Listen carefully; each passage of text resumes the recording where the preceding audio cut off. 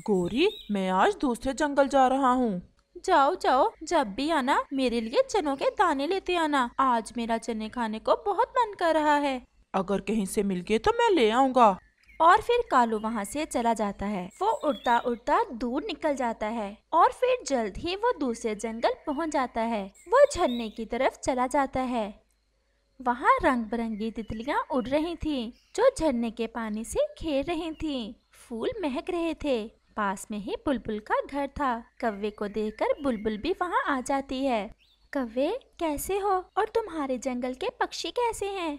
बुलबुल, सब पक्षी ठीक हैं और भोजन भी अच्छा मिल जाता है। तुम सुनाओ, तुम्हारे जंगल में क्या हालात चल रहे हैं?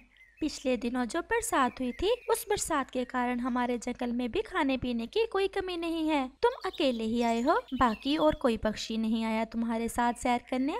सब पक्षी बहुत मसरूफ हो गए हैं आजकल, लेकिन मैं तो समय निकाल कर थोड़ा घूम फिर ही लेता हूँ। वो ऐसे बातें कर ही रहे थे कि कव्वे की नजर सामने आसमान पर उड़ती पतंगों पर पड़ती है और वो बुलबुल से कहता है। बुलबुल, वो सामने क्या है जो आसमान पर नजर आ रहा है? कव्वे, वो इंसानों की आबादी में मेला लगा हुआ है, बसंत मेला। बसंत मेला कहते हैं इंसानों से। बुलबुल, वो तो ऐसे लग रहा है जैसे कोई पक्षी हवा में उड़ रहे हो। हाँ, इंसान कागज को धागा बांधकर ऐसे ही उड़ाते हैं जैसे हम पक्षी उड़ते हैं।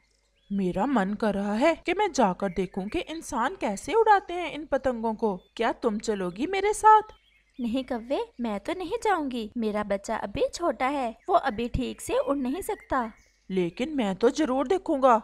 और फिर ऐसा कहते हुए कालू कौवा इंसानों की आबादी की तरफ बसंत मेला देखने चला जाता है। वो तो कुछ ज्यादा ही तेज उड़ रहा था। उसे तो कुछ ज्यादा ही शौक हो रहा था बसंत मेला देखने का। जल्द ही वो इंसानों की आबादी में पहुंच जाता है। आसमान तो रंग बिरंगे पतंगों से सजा हुआ था और सब अपनी अपनी पतंगों को ज्यादा ऊंचाई पर उड़ाने की कोशिश कर रहे थे। बैठे बैठे कव्वे के मन में ये ख्याल आता है कि वो उन पतंगों को थोड़ा पास जाकर देखे। और वो उड़ता है और उन रंग बिरंगी पतंगों के बीचों बीच चला जाता है। लेकिन कौवा तो ये नहीं जानता था कि ये कितना खतरनाक है। और फिर अचानक से एक पतंग की डोर कव्वे के पंख को चीरती हुई ऊपर चली जाती है। कौवा तो लहू लहान हो जाता है और वो नीचे एक पेड़ पर गिर जाता है। खून बह रहा था और कौवा दर्द के मारे रो रहा था। हाय मेरी किस्मत, मैं क्यों आ गया इस दिशा में? अब तो मैं इधर ही मर जाऊंगा और किसी को पता भी नहीं चलेगा कि मैं कहाँ हूँ।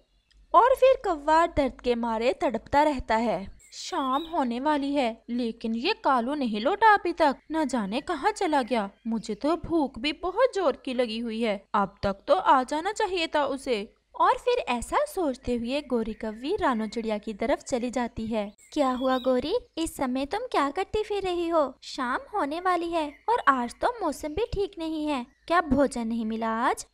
भोजन तो मैंने नहीं खाया आज, क्योंकि कालू सुबह से गया हुआ है दूसरे जंगल और अभी तक नहीं लौटा। मैं चिंतित हो रही हूँ कालू का सोचकर, बस इसलिए तुम्हारी तरफ चली आई। तुम ये गंदम के कुछ दाने खा लो और फिर हम दोनों कालू की खोज में दूसरे जंगल जाते हैं। और फिर गोरी दाने खा लेती है और वो दोनों कालू कव्वे की खोज में निकल जाती हैं। थोड़ा दूर उन्हें एक पेड़ पर कबूतर मिल जाता है और गोरी कव्वी और रानो चिड़िया कबूतर के पास रुक जाती हैं। कबूतर भैया, कालू सुबह से गया हुआ है कहीं, लेकिन अभी तक लौट कर नहीं आया। गोरी बहन बहुत चिंतित है कालू के लिए। क्या तुमने उसे कहीं देखा है? मैंने तो आज सुबह ही कालू को देखा था। अब तो शाम भी होने वाली है, अब तक तो आ जाना चाहिए था उसे। कबूतर भैया, आप भी प्लीज हमारे साथ चलें। वो जरूर किसी मुश्किल में होगा जो अब तक नहीं लौटा। और फिर कबूतर भी उन दोनों के साथ कालू कव्वे की खोज में निकल जाता है। वो उड़ते उड़ते दूसरे जंगल पहुंच जाते हैं और फिर वो झरने की दिशा में जाते हैं। यहाँ उन्हें बुलबुल मिल जाती है। बुलबुल बहन, सुबह मेरा पति आया था कालू कौवा इस दिशा में, लेकिन अभी तक नहीं लौटा। क्या तुमने उसे कहीं देखा है? गोरी बहन, कालू सुबह आया था यहाँ। वो झरने पर बैठा हुआ था कि मैं भी उसके पास चली गई और फिर वो इंसानों की बस्ती में बसंत मेला देखने चला गया। क्या इंसानों की बस्ती में? फिर तो वो जरूर किसी मुश्किल में होगा। हाय मेरा पति कहाँ चला गया? कहीं किसी इंसान ने उसे मार ही ना दिया हो। गोरी, तुम मन थोड़ा ना करो, कालू बहुत होशियार है, इतनी आसानी से वो इंसानों के हाथ नहीं आने वाला। चलो हम जल्दी से इंसानों की बस्ती की तरफ जाते हैं और उसे देखते हैं वहाँ। और फिर वो सब इंसानों की बस्ती की तरफ कालू कौवे की खोज में चले जाते हैं। और फिर शाम हो जाती है और वो सब जैसे ही इंसानों की बस्ती में जाते हैं वो देखते हैं कि वहाँ एक पेड़ पर कालू तो खून में भीगा पड़ा था। कालू, मेरे सुंदर पति, ये क्या हो गया तुम्हें?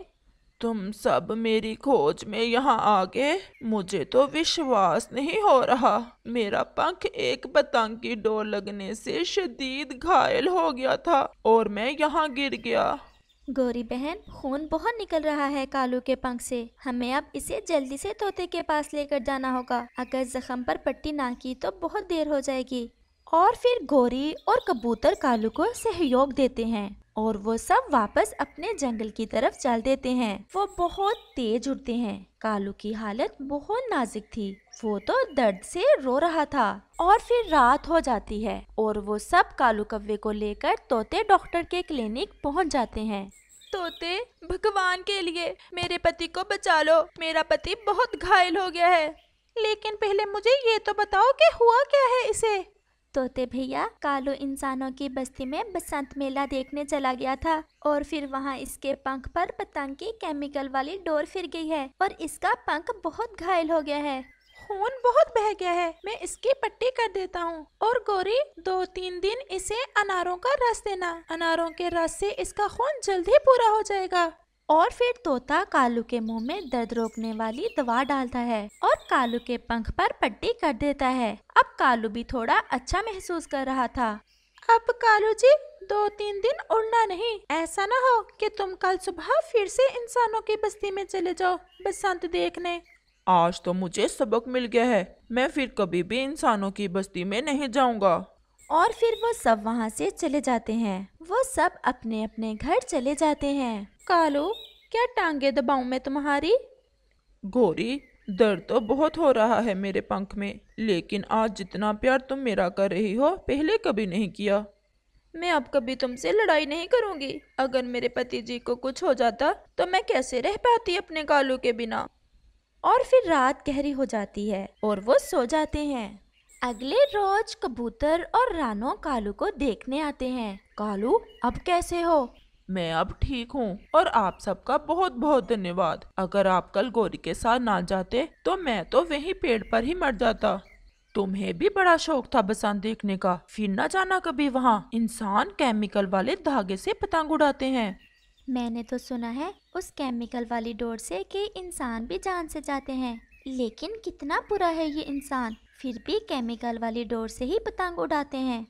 रानो, चलो हम दोनों राजा के पास जाते हैं और उसे बताते हैं कि किसी को भी केमिकल वाली डोर से पतंग उड़ाने की अनुमति ना दे। इससे हमारा तो भला होगा ही, कई इंसान भी मरने से बच जाएंगे।